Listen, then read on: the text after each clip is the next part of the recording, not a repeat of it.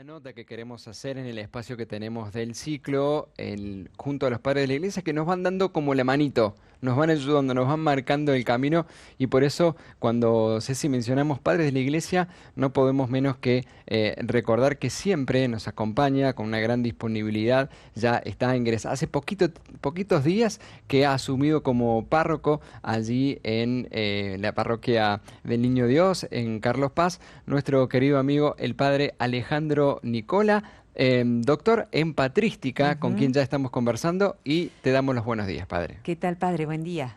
Hola, buenos días, Gaby, Cristian, una alegría saludarlos nuevamente y en ustedes saludar a todos los amigos de Radio María TV.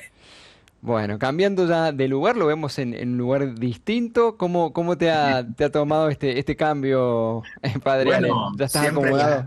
las mudanzas son movilizadoras y llenas de sorpresas, así que vamos compartiendo, vamos conociendo, vamos aclimatándonos a los lugares, a las costumbres, conociendo a la gente, pero me han recibido muy bien, estoy muy Bueno. contento, A- así que bueno, acá estamos. Acá con Cecilia, preparados para ingresar en la cuaresma. Así es, padre Alejandro Nicola. Bueno, nosotros pidiéndote ayuda en esto, ¿no? ¿Qué recomendaciones tienen los padres de la iglesia para vivir este tiempo en plenitud, podríamos decir? Y recordarnos primero, padre, quiénes son los padres de la iglesia, cómo entenderlos. Bueno, Ceci, te cambié el nombre recién, perdón. No hay problema, padre. Está todo bien. En estos días de tantos nombres tengo que ir Claro. aprendiendo que por ahí, bueno. Todos nombres nuevos, padre. Bueno, los padres de la iglesia son aquellos autores de los primeros siglos de la iglesia, valga la redundancia, que después de los apóstoles son los que recibieron el legado de las Sagradas Escrituras para ponerles en contacto con la enseñanza de Cristo y la sociedad de la época. Entonces ellos tuvieron que plantear de alguna manera un nexo, ¿no?, entre la Biblia, el cristianismo naciente, el cristianismo incipiente que se iba abriendo camino en la cuenca del Mediterráneo, y lo que en cada lugar la cultura griega, la cultura clásica, la cultura romana planteaba, ¿no? Entonces, podríamos decir que son hombres de vanguardia, que son hombres que están justamente en esa periferia cultural, ¿sí? Ujú. Hablando de periferias como le gusta al Papa Francisco, no solamente geográfica, no solamente existencial, sino una periferia cultural, donde tuvieron que dialogar, ¿no? Y tuvieron que traducir muchas veces el mensaje del Evangelio en categorías que fueran entendibles por gente que tenía otra cultura. El Evangelio, la Escritura, viene con una mentalidad semita, oriental, y ellos tuvieron que traducirlo al mundo occidental, ¿no? Entonces los padres de la Iglesia son una categoría, podríamos decir, bien amplia, porque va desde el siglo segundo hasta el siglo séptimo, ¿no? Entonces hay distintos periodos, distintos momentos, ¿no? Este año es un año especial para los padres de la iglesia porque recordamos los 1700 años del primer concilio ecuménico en Nicea, allá en el año 325, donde se declaró que el Hijo, la segunda persona de la Santísima Trinidad, es de la misma naturaleza del Padre, o sea, es Dios. Mm. La iglesia este año celebra, junto con este jubileo del 2025, los 1700 años de esa declaración que se conoce como la fe de Nicea, ¿no? Nuestro credo. Así que bueno, los padres de la iglesia este año van a tener un gran protagonismo porque en ese concilio fueron ellos los que ayudaron justamente a entender qué significaba que Jesucristo fuera Dios, ¿no? O sea, que no era un hombre simplemente, sino que tenía la misma naturaleza del Padre, que era el Señor, ¿no? Así que bueno, por eso hablo del siglo cuarto, porque justamente es en el siglo cuarto donde el tiempo litúrgico de la cuaresma, como lo conocemos hoy, va a nacer. ¿M? Hasta ese tiempo no existían los tiempos litúrgicos como hoy lo conocemos, ¿no? O sea, la cuaresma, el adviento, el tiempo durante el año, la Navidad, la Pascua, ¿no? Eso fue justamente una creación, una invención de los padres de la iglesia para que los cristianos pudieran entender y apropiarse del misterio de la salvación pedagógicamente en el tiempo, ¿no? Es decir, bueno, nosotros había algunas fechas significativas, algunas fechas importantes que marcaban, sobre todo la Pascua. ¿Mm? La Pascua era el momento anual de celebración, de recuerdo del sacrificio del Redentor, su pasión, muerte y resurrección, y la efusión del Espíritu Santo. Luego, a partir de eso, se piensa la Navidad, ¿no? O sea, el que murió en la cruz nació para redimirnos, se hizo carne, la encarnación.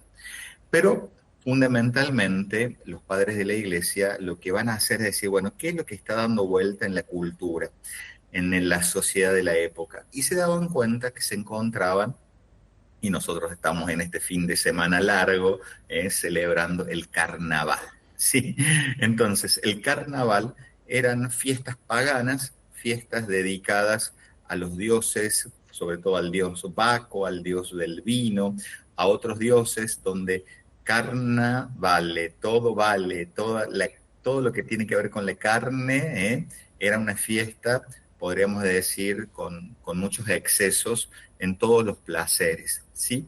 Entonces, de alguna manera, como para ayudar a darle un sentido y una trascendencia a esto del carnaval, no quedarse simplemente en esto, decir, bueno, ¿qué herramienta, de qué manera pedagógicamente podemos hacer un camino que nos ayude a tener otra mirada frente a todo esto que el mundo celebra, digamos, ¿no? Los cristianos estaban metidos en medio del carnaval, ¿sí? Estaban festejaban el carnaval, pero entonces los padres de la iglesia, que la mayoría eran obispos, pastores de la comunidad, dicen, no podemos quedar inmersos en una fiesta de la carne donde todo vale, ¿sí?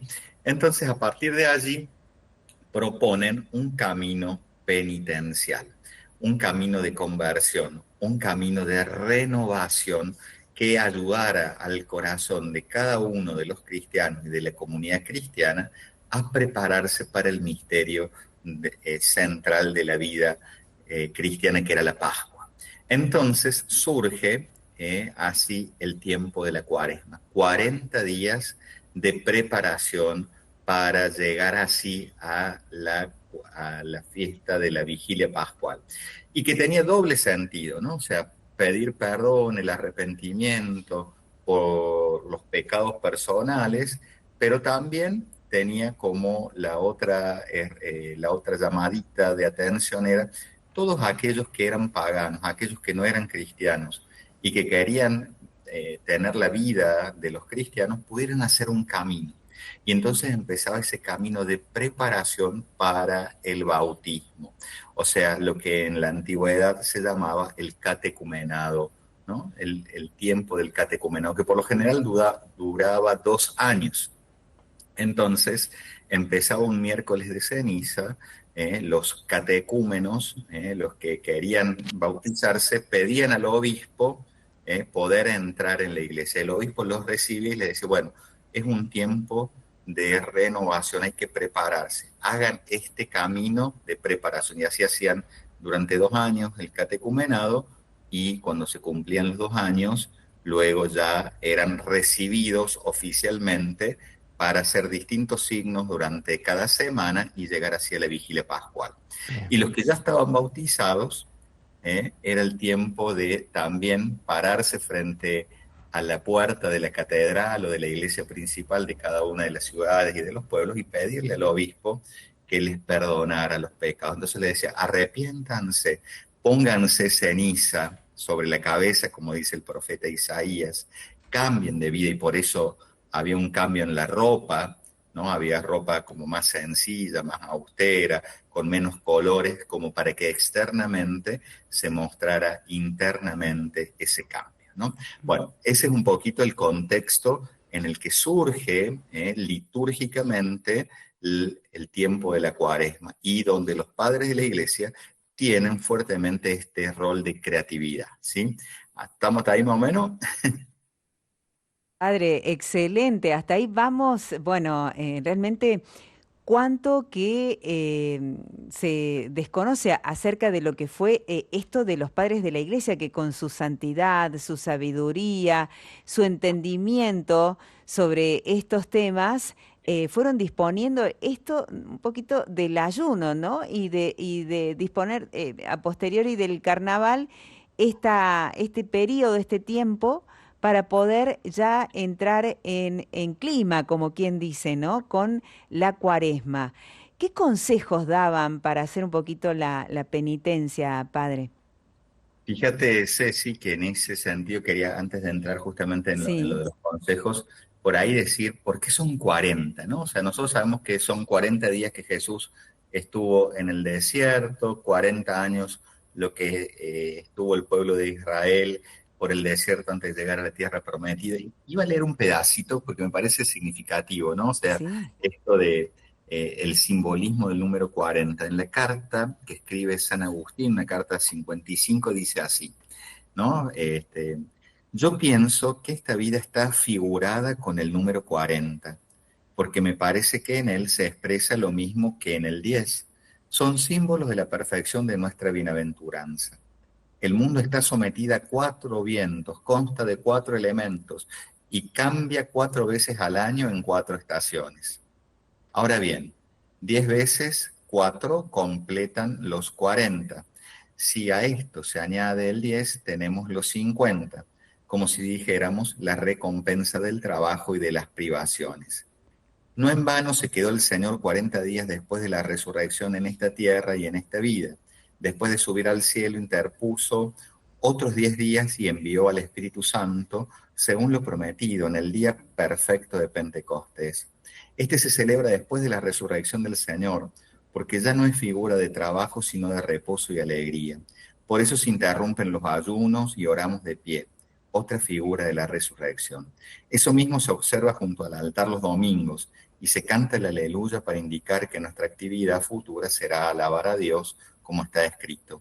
Bienaventurados los que habitan en tu casa, Señor, porque te alabarán por los siglos de los siglos, ¿no? Entonces, los padres de la iglesia juegan, ¿no? Con los números. Ya sabemos que la Biblia es muy simbólica en las expresiones numéricas, y los padres retoman esto, pero le agregan toda esta dimensión del cosmos, ¿no? Los 4 vientos, los cuatro elementos de la tierra, las Cuatro cuatro estaciones. estaciones, Sí, ¿sí? O sí. sea, es el corazón humano involucrado en el cosmos, en el universo entero. Y Mm, por eso llaman la atención justamente a atenerse a lo principal, ¿no? Y ahí entro con lo que vos me preguntabas, ¿no? Es decir, bueno, sí. hagamos un tiempo de privaciones, de ayuno, Ujú. pero después para participar plenamente de la alegría. O sea, no es el ayuno por el ayuno mismo, sino que es la privación de aquello que puede ser superfluo para poder gozar y celebrar con alegría más nítida, más honda de aquella gracia que se nos tiene Claro. prometida, que es la Pascua, ¿no? Es Claro. la Pascua. Algo de lo que de alguna forma hace un ratito hablábamos, padre, no sé si habías podido escuchar en una nota que hicimos al comienzo del programa sobre la desconexión digital, está propuesta para mañana. Ajá. Entonces, qué bien que nos hace y qué providencial que viene justo también, en donde lo digital, si bien lo necesitamos, lo usamos, también termina siendo superfluo y nos permite encontrarnos como más disponibles y descubrir qué cosas son las que nos atan, ¿no?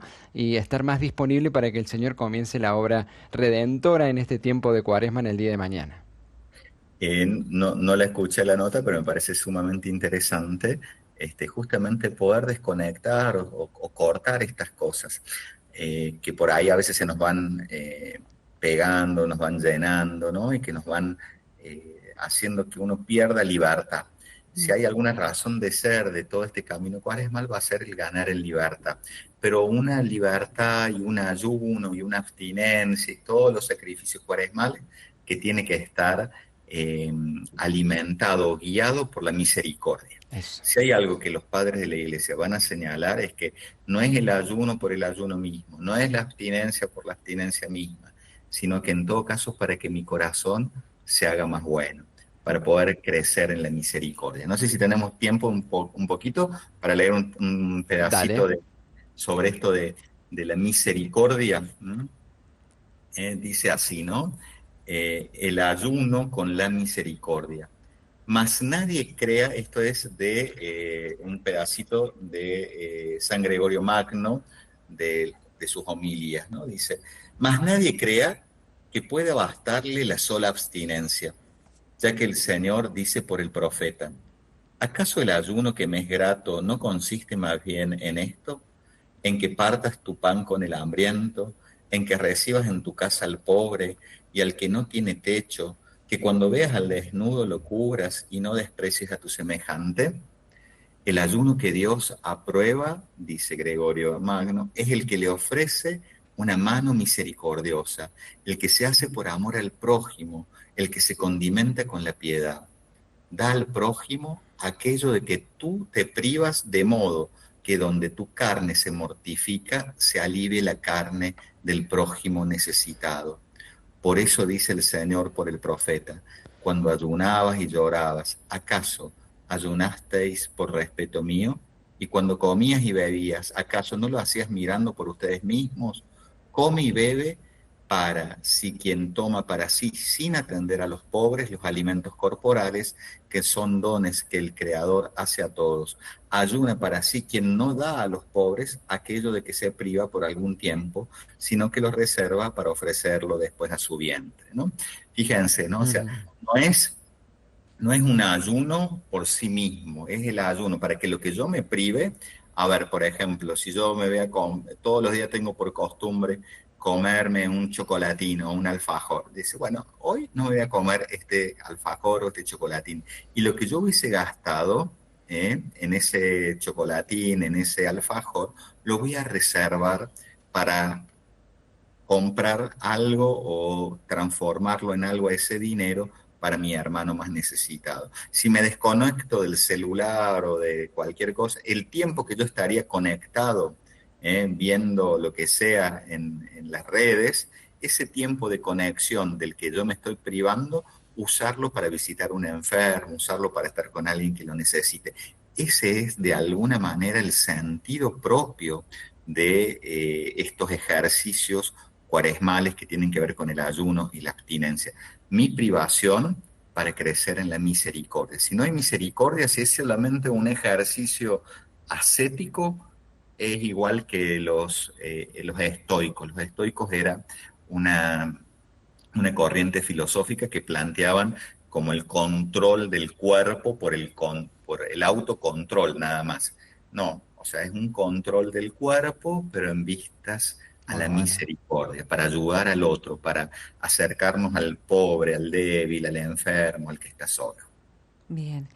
Padre, algunos mensajitos que te van dejando por aquí en el canal de YouTube mientras compartís esto que realmente enriquece tanto en este tiempo, Padre. Qué alegría escucharte, Padre Alejandro, nuestro ex párroco, que dejó tanto en la comunidad de la Cristo. Que Dios lo acompañe en este nuevo camino. Es Bueno, muchas gracias. Alicia que ha dejado esto. Bueno, padre, para ya ir finalizando, recién hablaste de la abstinencia, ayuno, podríamos decir, y en torno también a la entrega y la generosidad en torno a la limosna. Y algún puntito más, padre, para terminar, alguna palabrita más sobre el tema de la oración, porque estas tres prácticas, ayuno, oración, digamos, la caridad, la limosna, la generosidad, son propuestas que la Iglesia todos los años nos hace para ir en ese camino de la Cuaresma. Y qué lindo este dato que nos has dado, no más que dato es una indicación, todos orientados a la misericordia. Sobre la oración, ¿alguito que nos puedas dejar también? Bien, mañana en la misa del miércoles de cenizas vamos a escuchar este texto, ¿no? Dice, cuando tú ores, cierra la puerta y entra a tu habitación y tu Padre que ve en lo secreto te recompensará, ¿no? Orar es entrar, dicen los padres, en el corazón más profundo, en el silencio del corazón donde habita Dios. Entonces, en ese silencio poder ponerse en contacto. Por eso la oración es como la gran clave. La oración y la misericordia son las claves del tiempo de la Cuaresma, ¿no? O sea, no es que hay que rezar porque hay que rezar para cumplir con una determinada cantidad de horas de oraciones o de rezos o de prácticas devocionales, sino que la oración significa volver a Dios, conectarse a Dios, escuchar a Dios, hacer silencio en el corazón, aunque tenga que trabajar, aunque tenga que moverme en este mundo lleno de ruidos, ¿sí? Justamente porque decir, volver a Dios, convertirse es la metanoia, dice, ¿no? O sea, es un cambio de mentalidad y un cambio de corazón, es un giro, dice, es un giro, y eso solamente se gana cuando el corazón se dispone a recibir la gracia, ¿no? Y la gracia se gana desde la oración, ¿no? Así que bueno, ahí medio resumido, Bien, pero está en esa clave. bien. Gracias, Padre Alejandro Nicola. Bueno, podríamos pedirle la bendición, aprovechar, ya que estamos en este momentito tan lindo, que hemos enriquecido el corazón, el alma y nos predispone ya hacia esta nueva cuaresma que vamos a tener. Y antes de la bendición, recordarles, Padre, ¿vas a tener algún nuevo ciclo en Radio María? Recordanos. Bueno, primicia.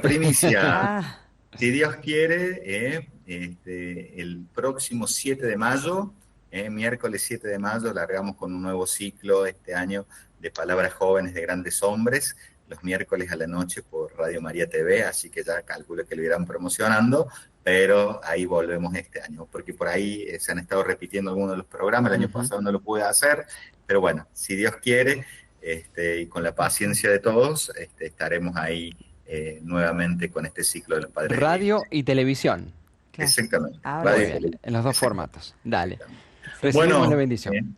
que el Señor esté con ustedes. Y con tu Con tu espíritu. espíritu.